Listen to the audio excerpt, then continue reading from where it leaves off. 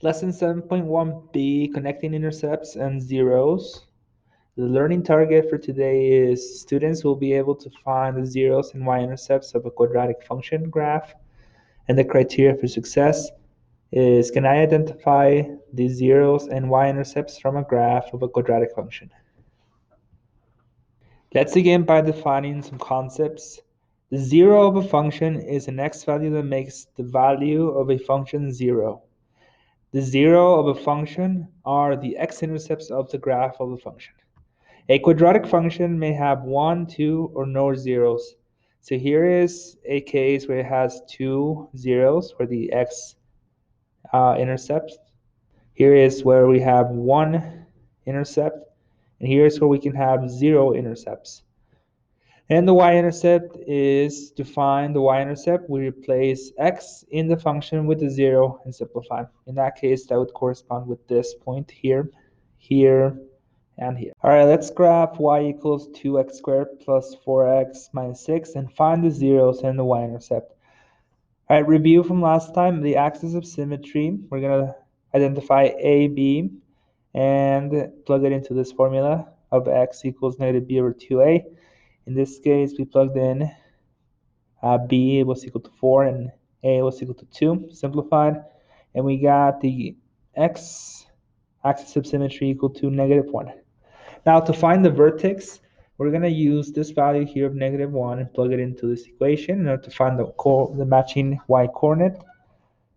So y equals 2 times negative 1 squared plus 4 times negative 1 minus 6. Negative 1 squared is 2 times 1, positive 1. And 4 times negative 1 is minus 4. Minus 6.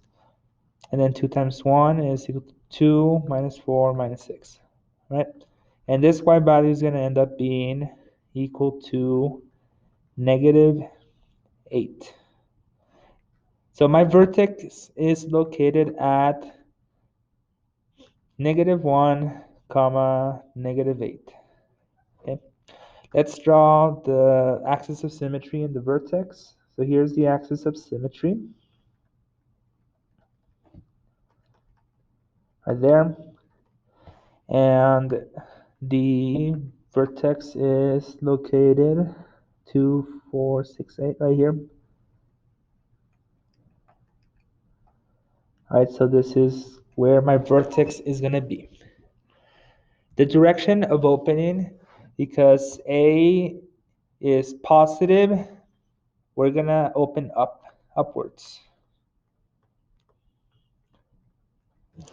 All right, to find the y-intercept, we're going to set x equal to 0. So from our function, we have y equals 2 times 0 squared plus 4 times 0 minus 6.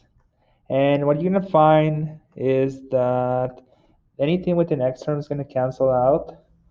And that's just going to leave y equals negative 6. All right, and because we put this as 0, this is actually a coordinate point located at 0, comma, negative 6. Okay, so we can graph that on this coordinate plane. So 0, comma, 6 is located right here. And then a reflection across the axis of symmetry is going to give me a point right here. Okay. Let's finish this problem by graphing 2 more points. So let's choose this point right here when x is equal to 1. So plugging in and setting x equal to 1, we have y equals 2 times 1 squared plus 4 times 1 minus 6.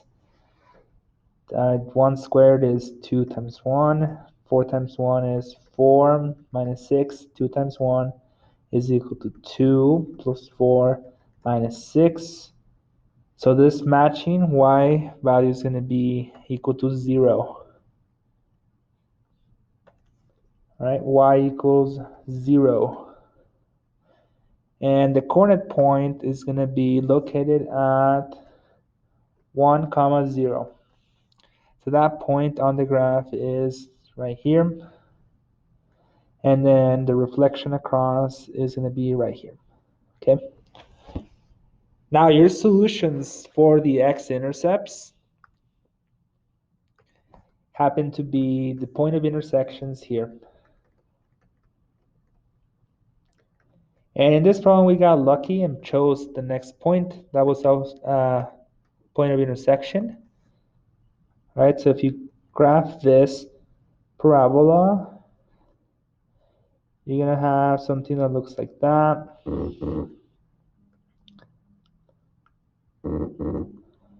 Where your solutions for x-intercepts are located at -3 and +1.